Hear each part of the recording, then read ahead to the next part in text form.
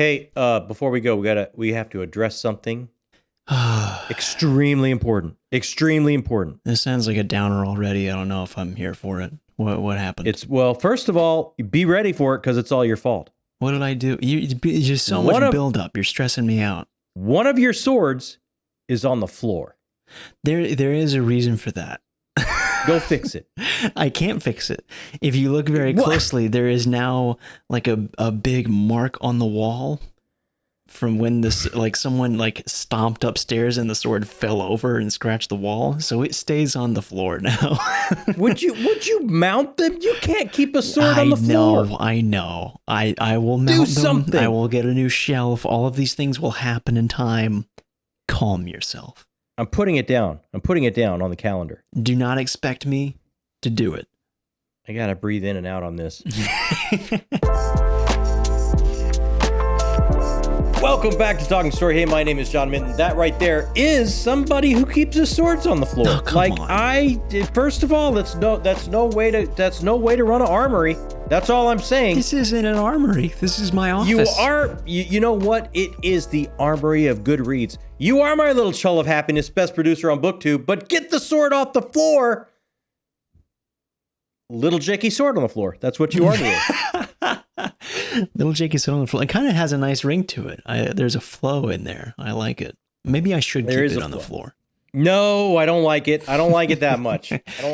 Hey, welcome everybody to A Weekly Reader. This is where we go over everything we read last week. We launch ourselves into this week. Grab whatever caffeinated beverages you love that you like to blast your way into the week with. We're going to talk back and forth about everything we got up to this past week, and we want you to join us and be ready for the week to get into it the right way. So first we got announcements. We do have announcements. I don't even know what they are, so I'm ready to be shocked. I just a couple things, not a lot, not like last week. Wow, I felt like we were it was a lot of announcements, but just this week, are you ready with the? I'm ready. I'm ready. Okay, I don't know which side. I don't know. It's always one side now. It'll be to your right every time. This way. That is correct. Okay, I know you're gonna put it on the left. I'm gonna put it on the left just for you.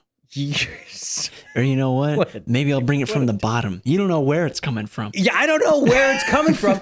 Wherever it comes from, hard at work on Strange Eons, Book 2, me, you, the genius that is your ma, and we are at, booyah, 17%. 17%. I didn't even know that was the case, but that's exciting. It is very exciting. 17%. This is fun for me because I don't get to know the number until you say it. you're just scratching words on pages. You don't know what it means. I just do the work and turn it in, and you go 17, and I go, good to know. 17. Yes, it's all very scientifically done. It's as close as we can guess. This is not. It's the first draft. Everything is not exact. You know how it is. It's not exact. But we do run everything by the fine legal eagles at Cooter, Dewey, and Lou in Marfa, Texas. So it's all been vetted, and it's as close as we can possibly get it. They don't exist, but I am enjoying They do. Doing more and being up at 17. It's been a lot of fun so far. It feels like we're back. It feels like we're on a roll. Man. There's actually some real. Here's what we are entertaining each other a lot. Yeah. So if that's any sign, I feel good about it. Yeah. This isn't like spoilers of like where we are in the book or anything, or doesn't give anything away, but for a lot of people know that we wrote book 3 first by accident and then worked backward again by accident and did book 2 and then so now it feels like, oh man, we're doing the things that we've wanted to do for a long time, and it's cool to get to certain people and certain events and things. It's so much fun. Yeah, it is. It's been a blast. So there's that. And then the other thing I would say is, November gets closer every day, and we will be at the gala for Shadows Upon Time. And there are still tickets. November. So hit the description and pick them up. There's still I checked before we went on, there's about 170 tickets left. So they're going. They are going. They are going. So if you want to grab a ticket, if you want to be there, Mike's from Mike Book Review will be master of ceremony. Austin and Richard will be there. You and I will be there. Of course, Christopher Rocchio will be there. You can get the book early. You can get a swag bag. You can get dinner. You can hang out with us. It's going to be a great time, a great evening. If you're a Sun Eater fan, check out. We'll put the link right down there. highmatterbooks.com. Absolutely. And we would love to meet you. We would love to meet you. We would indeed. So that's... Is that all of our announcements? Unless I forgot something. Wow, man. That was short on the... I guess we just get into the reads. I guess that's what we do next. I mean, as opposed to last week, that feels short. But that does feel short. Honestly, that's kind of like a normal... That's what it should be, probably. That's kind of... Yeah. That's kind of what it should be. So what did you get up to? What did you read last week? Hit me up. Where are you at on Kingdoms of Death? That's what I want to hear. That's what I'm here for. That's the only reason I came upstairs. A week of good news and bad news. So prepare yourself for that. Give me the good news first. The good news is that I'm really enjoying Kingdoms of Death. The bad news is I'm not too much further in Kingdoms of Death. But once again, back on the good news, the lovely man that I'm buddy reading this with, Justin Grissom, linked in the description, we're going to have a talk about it together sometime later when we're done, is kind of around the same point that I am, because he so you guys have kind of restarted. Yeah.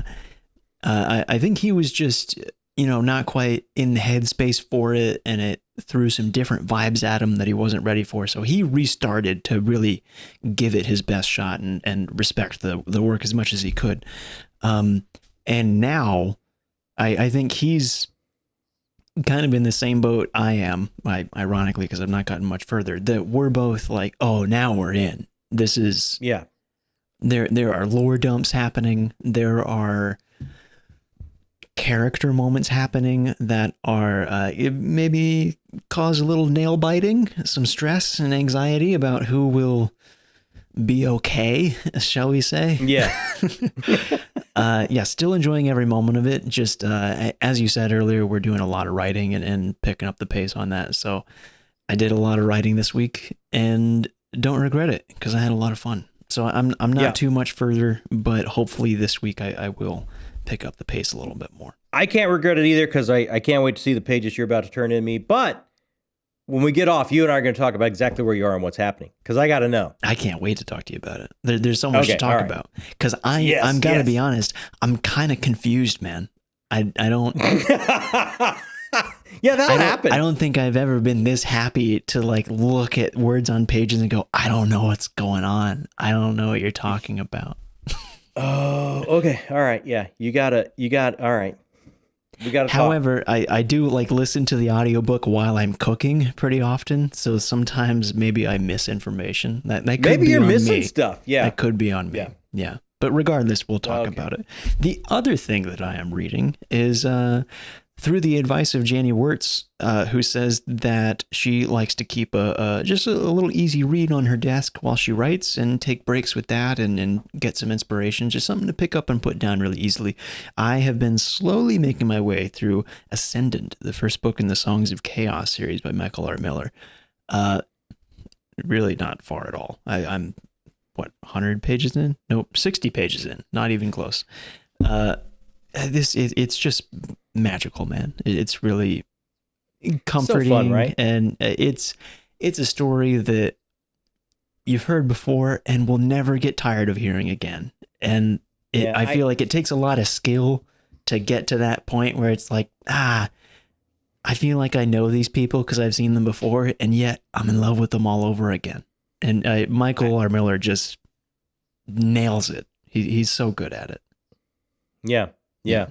And should have had said this in announcements, but we will be talking to the great Michael R. Miller. We're doing a launch party. You're so right. And we announced this last week. We'll announce it again on the 14th, 2:30, because of the time differences. We're going to have a big launch party stream.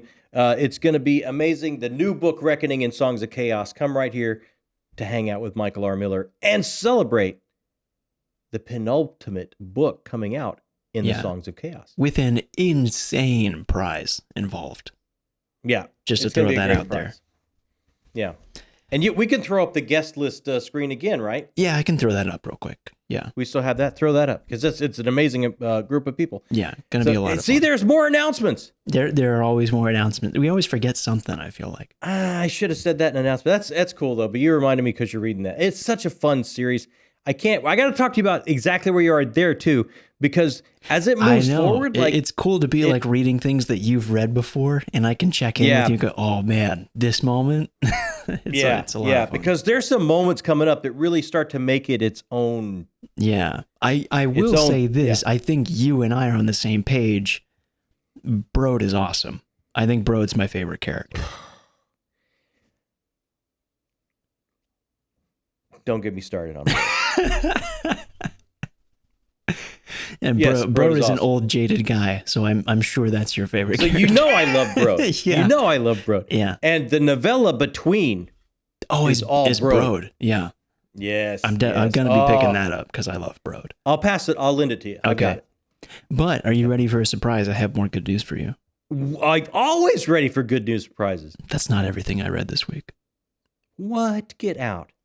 Well, it is technically things that me and Amanda read this week. Okay. Hit me up. Amanda had a night where she was not feeling well. Needed to have a moment where she was laying in bed in a dark room with her eyes closed and couldn't really fall asleep. So I figured I'll just read her this Susanna Clarke, The Wood at Midwinter, and have a lovely little time.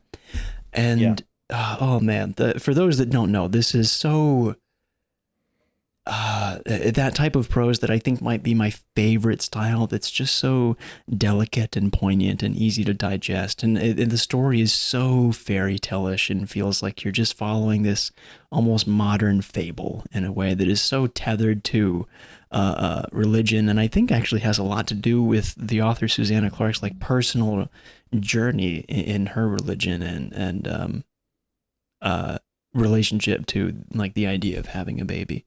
So just such a magical story and great illustration in it as well. And Amanda really loved it more than she thought she would. Yeah, that's awesome. Yeah, so much that by the end of it, she thought, I really want to get back into reading again, which is not something I had heard her say in a long time. Yeah. So I figured let's really, get some positive reinforcement on that idea. And wanted to stick with the easy reads and do something that, just before she's fallen asleep or something, we can read a book together. And when she was a kid, she mentioned she read a book called The Tale of Despereaux, which I had never read. So I picked that up just as a little easy read. And we've been slowly getting our way through this, just a little bit every night.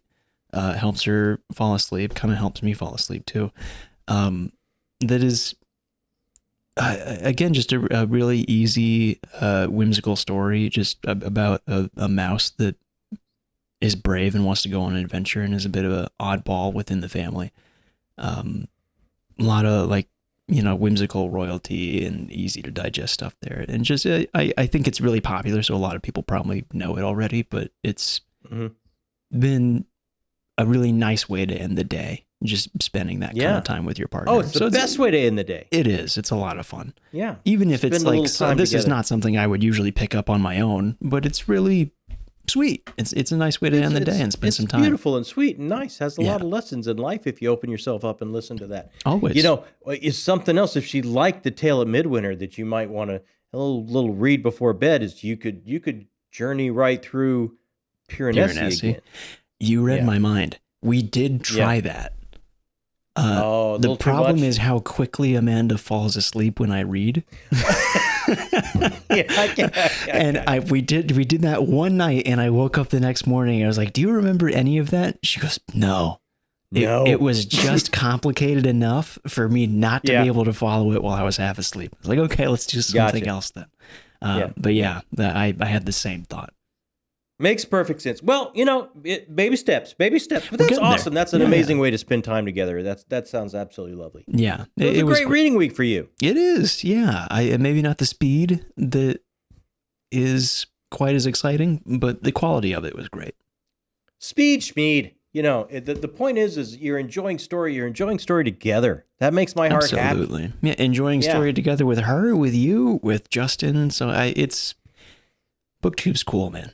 BookTube's a good time. That's the best. I did knock out the Quilluminati read, which is The Hour of the Dragon by Robert E. Howard. This is the only full-length novel size, albeit a short novel, but novel size Conan story that Robert E. Howard ever wrote.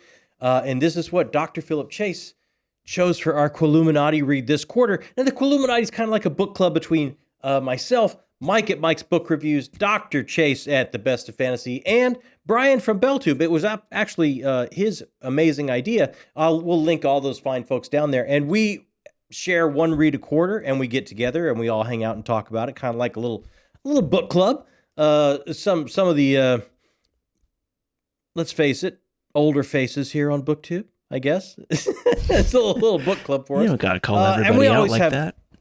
Yeah, well, I guess I'm mainly calling myself out. So, we get together once a quarter, we hang out, we have a great time, and we talk about a book that we read. And I read and really enjoyed Robert E. Howard's Hour of the Dragon. Now, I had never read a Conan story. I had read some Solomon Kane stories back I was in high school, I think, and I was really into Lovecraft, and I was looking for other people around that area, around that time, writing in the 30s, 40s, 50s. And I wanted to try Robert E. Howard, but I didn't want to go the route everyone, the tried and true route of Conan. So I tried some Solomon Kane stuff and really got to be a big fan. So I read quite a bit of that, but I had never gone back and read a Conan story. Now, I had seen the movies. Sure. Yes, I know all about the movies. And loved them, I'm sure. I know all about that you want to crush your enemies, drive them before you, and hear the lamentations of their women. I know all about the movies. That's not making it into the final cut. You know that, right? Oh, you have to let that. You have to let that. So look. I really enjoyed this. I had a great time. It was a real lark. It's that pulpy feel. The pace doesn't let up. It's kind of like a Conan, a little bit longer in the tooth. He has become a king at this point. His times of being a barbarian or a pirate or or a thief, all these kind of things that he has done, he has gone through, and he is now the king of Aquilon, and he is deposed. There's a bit of a coup, and it's kind of like him calling back on his earlier days. Do I still have it in me to kind of go back and do these things that I did in my youth to kind of recapture my kingdom? Am at my core, am I still Conan the barbarian, Conan the thief, Conan the pirate? Can I still call up these moments in time that I used to be able to rely on myself to do? Can I do them now, or is it just a little too late for me to fall back on those wild and woolly days? So that it sounds was like the most John theme that you could pick. Doesn't it? Yeah. It was really cool. I really enjoyed it. It was a lot of fun. Like I say, the pace is I read it in like a day and a half, 2 days, because it's just so fast. It's just, horrible magic, huge battle. It's just one thing after another. Now, I can't wait to talk about it. I had some situations where, okay, some pulpiness here doesn't quite stand up the way you might want it to. But if you take it for what it is and have a great time, I think it's a whole world of fun. And I immediately started looking up for complete volumes of all the Conan stories, because I absolutely want to, maybe keep going and go a little bit further. So you enjoyed it enough. Yeah. I enjoyed it enough to absolutely look into like complete volumes. Yeah. Cool. Okay. Is there like a time set up for the discussion yet? It is on. Yes, there is a time set up. Well, that does technically answer my question. That's not what I was looking for. I know it's not what you're looking for. Should I cut this and I'll go look? I won't cut it, but go look. Oh, I really wish you would. Yes, there is a time set up. It's the 17th at 8 o'clock Eastern. Oh, okay. So that's not far. No, not far at all. Right in the middle of the month, the Quilluminati will convene. We will talk about all things Conan on the 17th of September at 8 o'clock Eastern. And I can't wait to hang out with the guys and talk Another about question that I'm going to put you on the spot. Whose channel is it on? It's on Dr. Philip Chase's channel. Okay, great. Fantastic. Because it was his pick, so it's going to be on his channel. Okay. Now That we one have I all had, the right? information. That one I had right up there. Yes, I feel good about that. So after that, I picked up The Unworthy by Augustina. Oh, why did I just knock a bunch of stuff? Oh, you're throwing things. I'm throwing things. The Unworthy by Augustina Bazterrica. Oh. And this was at one of our producer meetings not long ago. Somebody brought up the amazing idea of, some different voices we would love to hear, maybe from different countries, different types of genres, and it's like, who I can rely on to always bring in some different voices and different types of tone, different types of feel. And that's the missus. That's Mom. This right? was a mom pick. That's right. Yeah. This absolutely a mom pick. And she said, "Oh, I really like the voice in this. I really like the atmosphere in this." And so I picked this up next. And she is absolutely right. The voice, the atmosphere. Oh my gosh, this is kind of think about. It's a first person story, and it's this person in this post-apocalyptic world, and she's jotting down these happenings, these notes fervently so she won't be caught. And then she's hiding them on herself under the floorboards, where under the mattress at night, wherever she can hide them until she can pull them out and crush up a little bit of charcoal, crush up some berries, find some old ink, maybe get a pinprick and use her own blood to write out this story, what's happening, what's happened to the world. So you only get the story and the world through like this keyhole. You have this one person telling the story, and it's just coming at you in these fervent short shots when she can find some time to jot something down. And it's just her perspective on what's happening and what has happened. And as you're just getting through a keyhole of this world and what's going on, and the mystery involved, and the mystery of what's happened to the world, and the mystery of who this girl is, and the mystery of, is she going to be able to make it in this very, very brutal post-apocalyptic world? And she's kind of been brought into into the workings of this, basically this cult-like situation. And so it's very much about the everything has changed. Everything has moved on. The one thing that has not changed is the brutality of what people can do to each other to achieve their own ends. The brutality that we can force onto others to get what it is we want when resources are dwindling and chances are going away for us to have any type of life at all. And we become more and more brutal in those types of situations. And as you're looking through this pinhole and you're getting her backstory and her history before she came here and why she would stay in this situation because of how bad it is, and everything started to become fleshed out. The character voice is just off the chart. It was just everything I was looking for. Different type of tone, different type of storytelling, structurally and narrative and voice wise, because this author is from Buenos Aires. So cool. Different type of tone, different type of storytelling, but voice off the chart. Like, let me just hit you up with some of these very first lines, and you'll kind of see what I mean. Yeah. Someone is screaming in the dark. I hope it's Lord's. I put cockroaches in her pillow and sewed up the slip, so they struggle to get out, so they crawl under her head or over her face and into her ears. I hope, nesting there, the nymphs damaging her brain. I left small gaps between the stitches so the cockroaches would escape slowly, so it would take effort, like when I trap them, imprison them in my hands. Some of them bite. They have flexible skeletons. They can flatten themselves and fit through tiny spaces, live without heads for days, survive underwater for a long time. They're fascinating. I like to experiment with them, cut off their antennae, their legs, stick needles in them. I squash them with a glass so I can linger over their primitive, brutal frames. I boil them, I burn them, I kill them.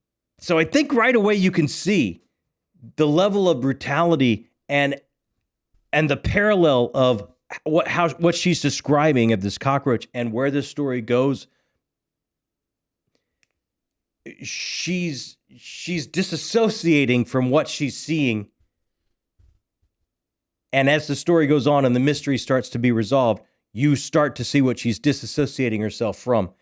And as she's laying it out with this cockroach situation. Oh, wow. So there's so much going on. There's so many layers. There's so many parallels that pull together. There's so many mysteries that get answered as you move on. And this is not a thick book, but it's so much humanity packed into it. And as it does get resolved and does move on, and you do start to find glimmers of hope and love and life towards the end, I found it pretty affecting, quite heartbreaking. It was everything I was looking for a different type of tone, feel, narrative structure, voice, absolutely everything I was hoping to. And I absolutely thank the producers for bringing up that suggestion for me to pick up something off the beaten path a little bit. And of course, thank the missus for always coming through with that. Yeah, absolutely. Wow, that's really cool. The way that one came together. That's special. Yeah. Look, after that, I think if you know one thing about your dad, you know I love me some Batman. Oh, God, yes.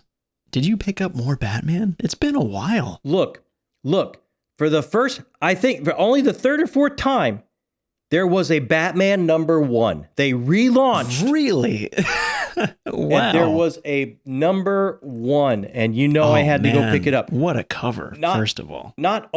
Oh, you think that's a good... Not only did I pick up issue #1, but I went and grabbed one of the blind bags that would have like a really superstar artist and you don't know what you're going to get. Check out this. Whoa. Is that like foil? J. Scott Campbell cover right there. Look at that. That's really cool. A little bit of a foil situation. Wow. So, look, this is a new #1, kind of a new direction by Matt Fraction. If you're into comics, you know... Matt Fraction's awesome. You know Matt Fraction. So this is kind of different. Gotham's in a little bit of a different situation. Talking about a new Batmobile. We're talking about new gadgets. We're talking about... There's some fresh takes going on here. And I really dug it. I really liked it. I thought it was really, really good. This is the first time I've heard you, not only Batman, but talk about like a superhero comic this way in a while. Yeah, and I haven't done it in a long time, but I said, you know what? Put a regular monthly issue on my pull box. I'm gonna have to keep going with it because I really enjoyed it that much. Kind of got a bit of a sci-fi feel to it a little bit with the gadgets. Yeah. And so you're looking at Matt Fraction, you're looking at Jorge Jimenez as the artist. I mean, yeah, please shout out that art. Oh man. This is just like, you're talking about an all-star team of what's going on here. Wow. Just beautiful stuff. Just beautiful stuff. Like, but it was so much fun to grab a Batman comic, so much fun to celebrate for just the third or fourth time. I forget which one it is. Having a #1 issue come out. Yeah.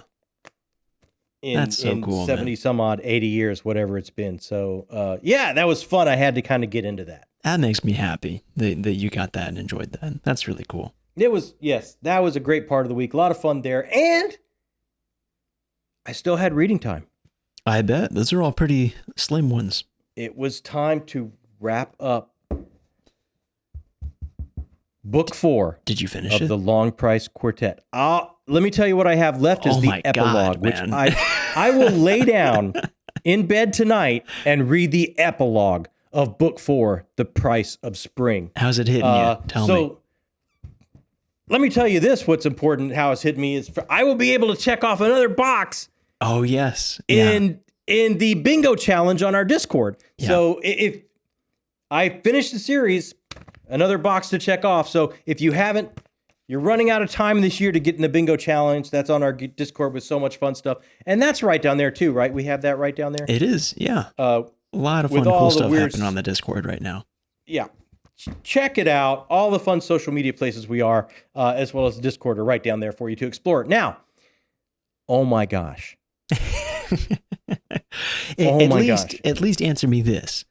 You said I think it was just last week. You were telling me that you finished an Autumn War, and you felt like, Yes, I'm going to have to give this book of the month because I feel like this could be the peak of Long Price Quartet. I don't know if Price of Spring can beat this. How's it going? I would still say Autumn War is my fave of the four. Okay.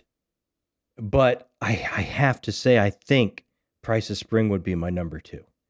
Ooh, okay. Because what's happened here is from where you start off in A Shadow in Summer and where you start off with these two young boys, young boys, like 10, maybe younger. You start off with their life's journey.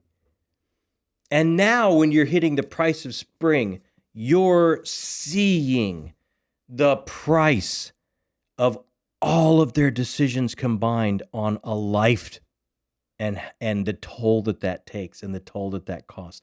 Friendships made, friendships lost, loves made, loves lost, children hoped the best for and gone astray or overachieved from where you could ever imagine. New love of the new generations, rebuilding things that have been shattered from previous, and I don't want to go deeper than that, but just again, over and over and over again, these stories that follow these two young men and the characters around them that you come to care about so much.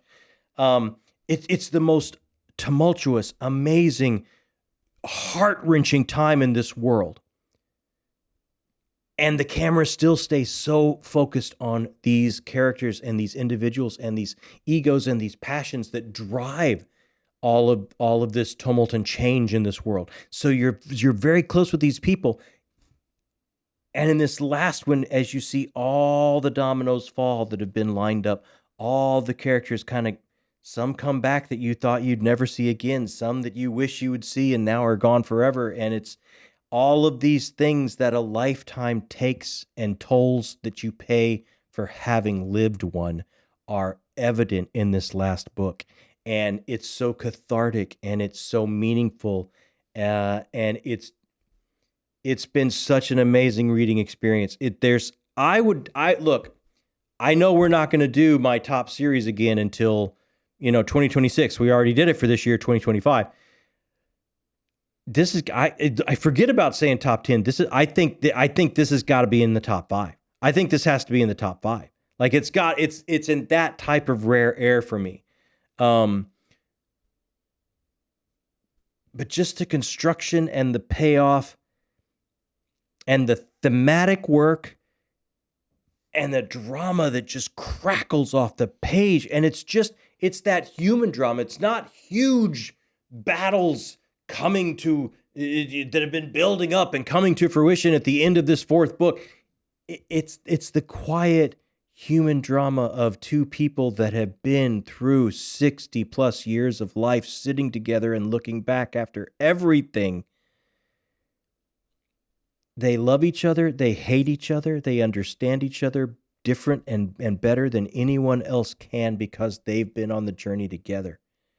And they've paid the price together. And it's all those emotions, it's all that human drama that crackles off the page. It doesn't need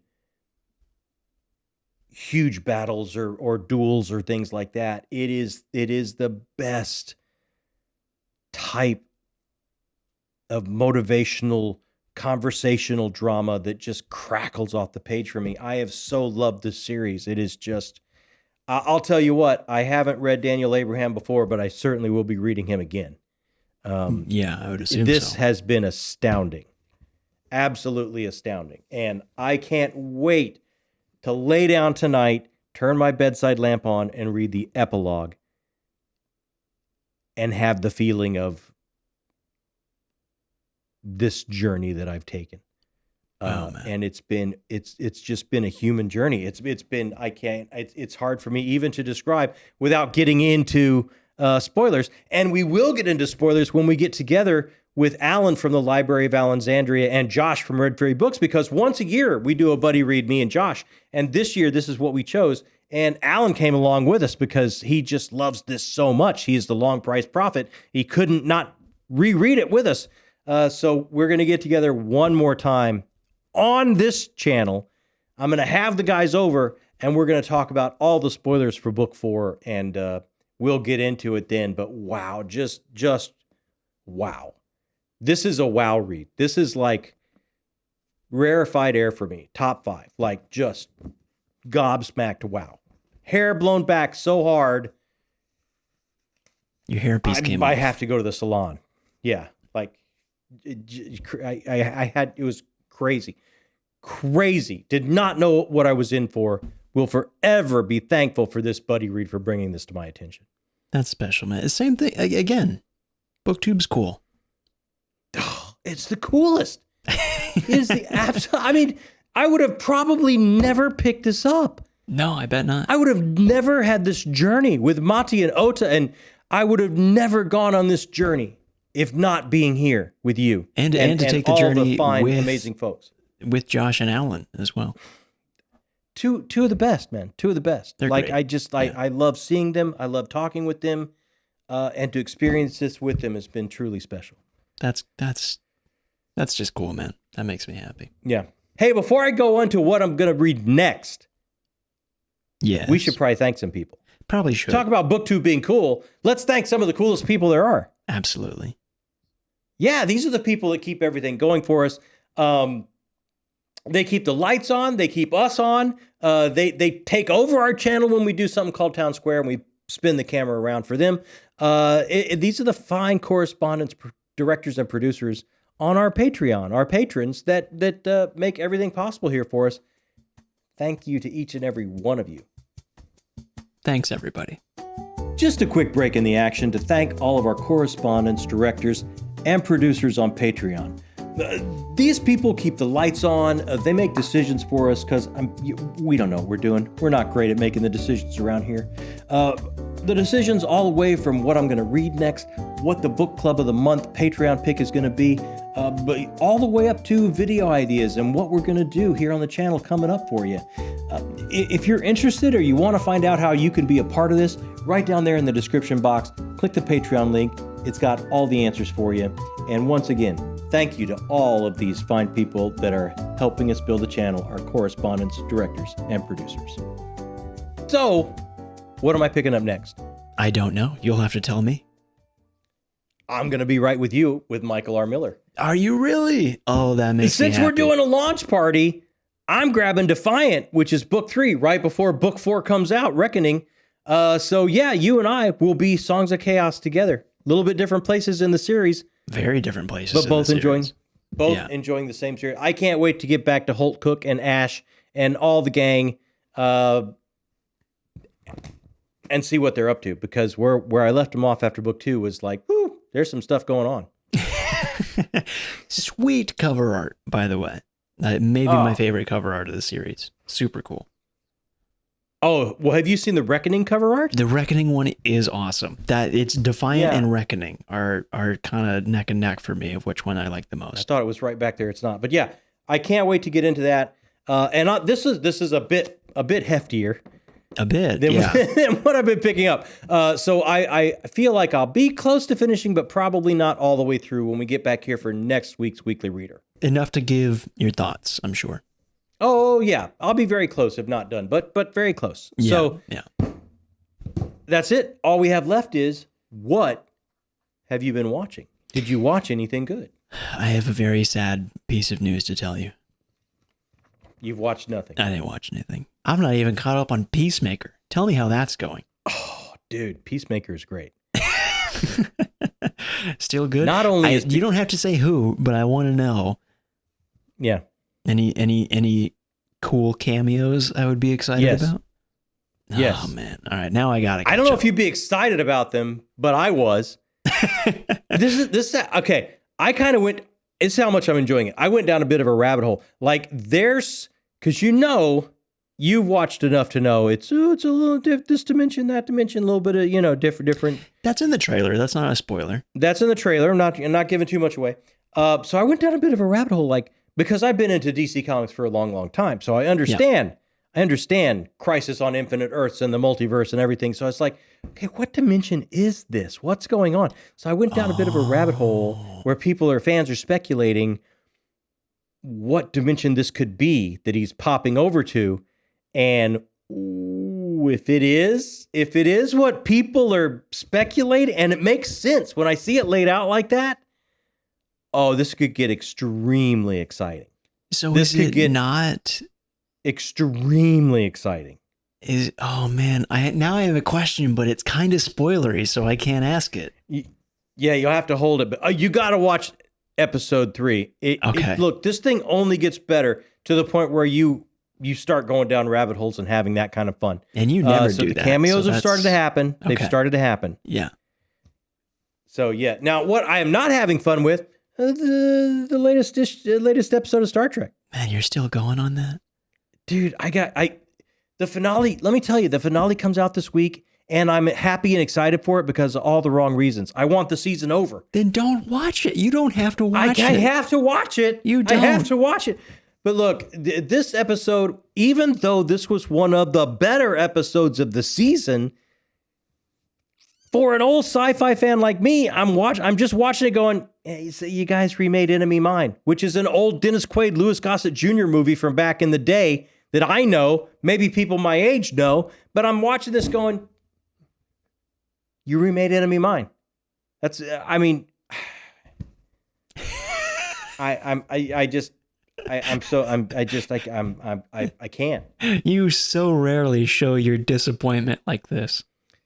I just look. Star Trek and Batman. These are my things, man. I know. You know, and from my childhood, and it's like, I expected better from the season. That's all I will say. Have not been blown away. So look, I still have something else that I watched. Really? Okay. And this, I will say, has my recommendation to go watch it. You have to rent it. You texted me this. Yeah. Yes.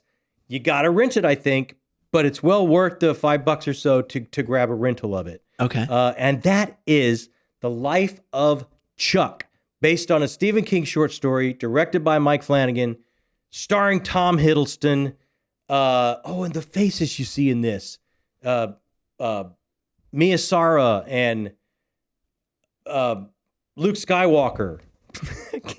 Mark Hamill. There you go. He'll be Luke Skywalker to me. But just so many faces. In The Life of Chuck from Luke Skywalker.